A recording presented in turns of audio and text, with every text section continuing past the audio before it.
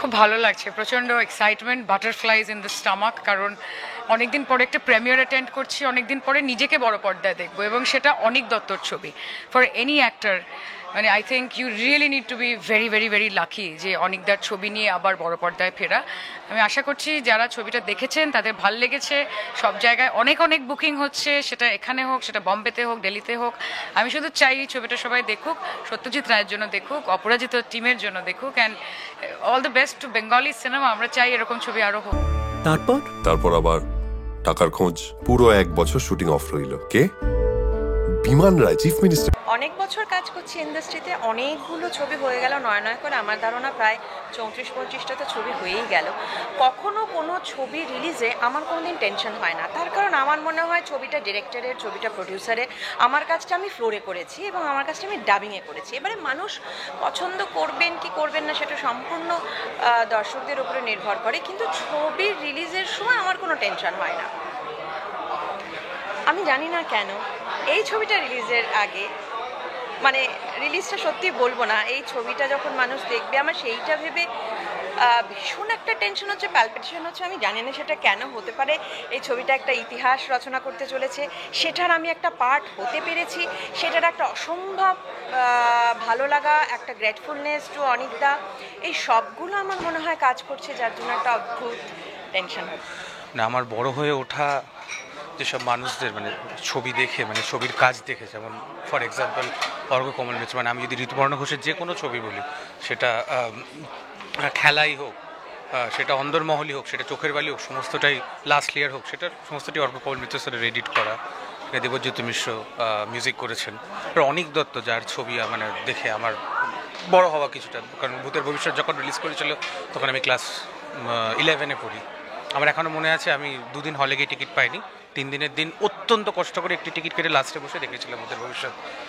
অভিনয় জীবনে আসা যে কোনো অভিনেতার কাছেই এরকম একটি কাস্ট অ্যান্ড ক্রুয়ের সাথে কাজ করা স্বপ্ন। তো আমাকে যখন প্রথমবার বলা হয়েছিল যে আমাকে সুব্রত মিত্রর জন্য নির্বাচন করা হয়েছে, এরকম একটি চরিত্র, যে চরিত্রটির নাম সুবীর মিত্র কিন্তু যে চরিত্রটির আদলে করা হচ্ছে সেটা হচ্ছে সুব্রত মিত্র, আমি তখন প্রচণ্ড এক্সাইটেড, এবং আমি প্রচণ্ড একজন এক্সাইটেড মানুষ, আমি এখনও প্রচণ্ড এক্সাইটমেন্ট নিয়ে কথা বলছি। তো সেই মুহূর্তে আমাকে অনেক স্যার একটা কথা বলেছিলেন, না এটা কিন্তু সুব্রত মিত্র নয়।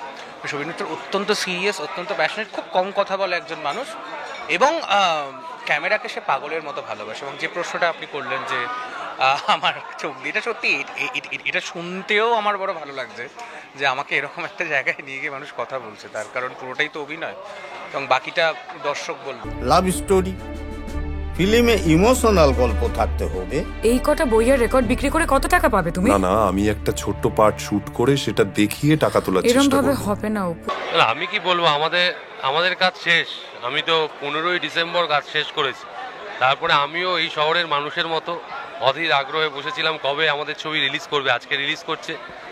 আমিও যেমন এই শহরের সাধারণ একজন মানুষ এক্সাইটেড, আমিও সেই রকমই এক্সাইটমেন্ট নিয়ে এখানে এসেছি। আজকে ছবি তোলার সময় মুহূর্তের মধ্যে দেখলাম যে অপরাজিত রায় হয়ে গেল, হাতের আংটি। না না না না না, ওরকম না, হাতের আংটি পড়ে আছে। তা তখন ভুলে ফেলেছিলে ছবি তোলার সময়। কিছু ফুটেজ তোমারও থাকুক, কিছু ফুটেজ আমারও থাকুক। তো ঘটনা হচ্ছে, না জোকসা পার্ট, ঘটনা হচ্ছে আংটি খুলে নেওয়া হচ্ছে, আংটিটা আমাকে বিরক্ত করছিল। আমি এই চরিত্রটার মধ্যে করতে গিয়ে কী হয়েছে, আমাদের তো অভিনেতাদের চরিত্রতে সুইচ অন সুইচ অফ করতে হয়, তো এইখানে আমার একটা র্যাপিটেশন কাজ করছে, আতঙ্ক কাজ করছে। দ্যাটস, এই চরিত্রটা যদি আমার মধ্যে থেকে বেরিয়ে যায়, মানে যতটুকু আছে, আমি এখনও চরিত্রের মধ্যে নেই, যতটুকু রয়েছে আমি দুঃখ পাবো। ওই জন্য আমি যতটা পারি এই চরিত্রটার সাথে যাপন করার চেষ্টা করি। দিনে 15 মিনিট হলেও ওনার মতো করে যেভাবে আমি বাচনভঙ্গি বা যেভাবে চলাফেরা আমি খানিকটা হলে রপ্ত করার চেষ্টা করেছিলাম, সেটা করার চেষ্টা করি। ভালো লাগে আমার। আপনারা যদি আসেন, কারণ অনেকেই আগ্রহ প্রকাশ করেছেন, কিউরিওসিটি আছে, খুব ওভারওয়েলিং রেসপন্স, প্রথম লুক থেকে আরম্ভ করে ট্রেলার, টিজার, এবার ছবিটা দেখছেন। অনেক সময় এটাও প্রযোজ্য যে ডোন্ট জাজ a film by its trailer, কিন্তু এইখানে অন্যরা দেখে ফেলেছেন, বম্বেতে দেখে ফেলেছেন, সামনে যা বলার বলেছেন। আমি কালকে সন্দীপ রায় দেখেছেন, তারটাও আমি আপলোড করেছি। সুতরাং এইসব তাদের প্রতিক্রিয়া দেখে, অন্য যারা দেখেছেন ওয়ার্ড অফ মাউথ দেখে, আপনাদের যদি মনে হয় নিশ্চয়ই আসবেন। আপনাদের দেখানোর জন্যই তো ছবিটা করা। আর তারপর ঘটনাচক্রে যদি ভালো লেগে যায় তাহলে আরও লোকজনকে পাঠাবেন, চেনাশোনা দরকার হলে টেলে টুলে পাঠাবেন,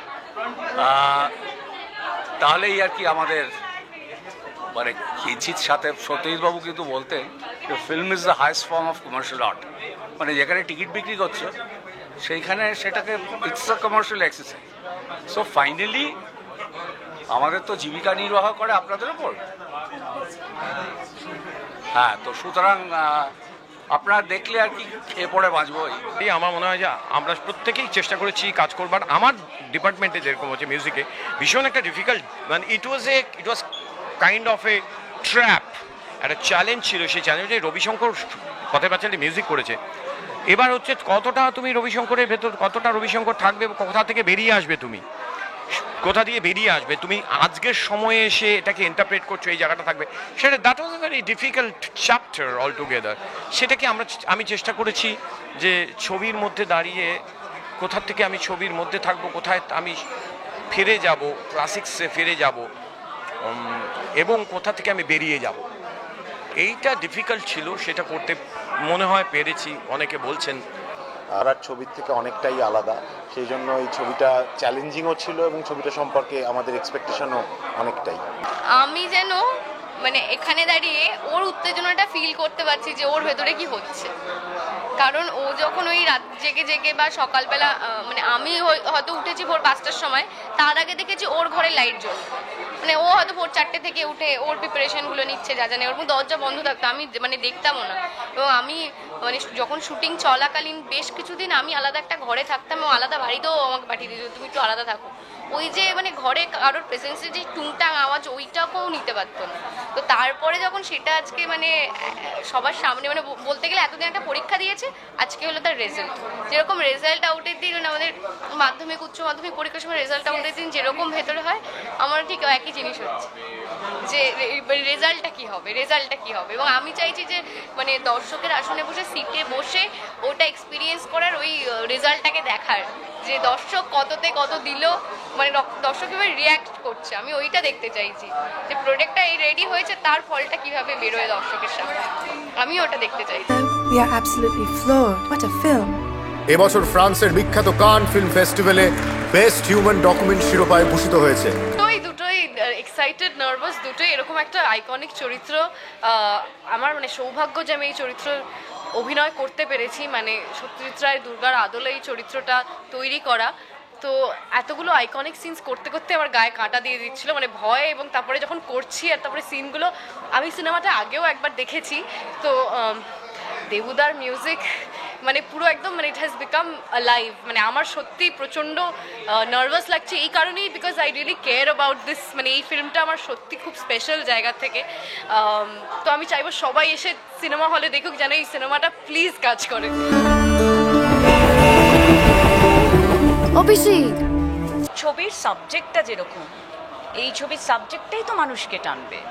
সত্যজিৎ রায় মানুষের আবেগ, রবীন্দ্রনাথ মানুষের আবেগ, অনিক দত্ত সেই আবেগটাকে রিক্রিয়েট করেছেন, মানে রিক্রিয়েট করেছেন বলবো না, সেই আবেগটাকে সামনে নিয়ে এসছেন। এবং বাঙালি আবেগপ্রবণ মানুষ তো বটেই, বাঙালি একটা জিনিসই বোঝে, সেটা হচ্ছে নিজের সমস্ত, মানে প্রত্যেকটা বাঙালির মধ্যেই যেন একটা গায়ক আছে, একজন অভিনেতা আছে।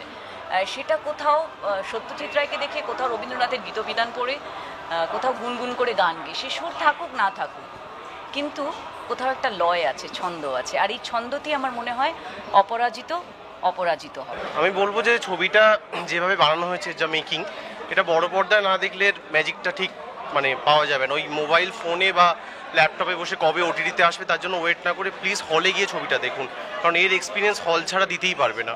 এটা ভাবনাটা যার মাথা থেকে বেরিয়েছে অবশ্যই তাকে কুর্নিশ করব, কারণ এরকম একটা সুযোগ নিয়ে এরকম এক ধরনের প্রমোশন এটা সত্যিই ভাবা যায় না। এবং এইরকম ধরনের প্রমোশনে যে আমরা একটা সামিল হতে পেরেছি, এটাতেই আমি খুবই আনন্দিত বোধ করছি। দরবারে শহরের বিভিন্ন জায়গায় আমাকে যেভাবে সম্মানিত করা হচ্ছে তাতে আমি অভিভূত।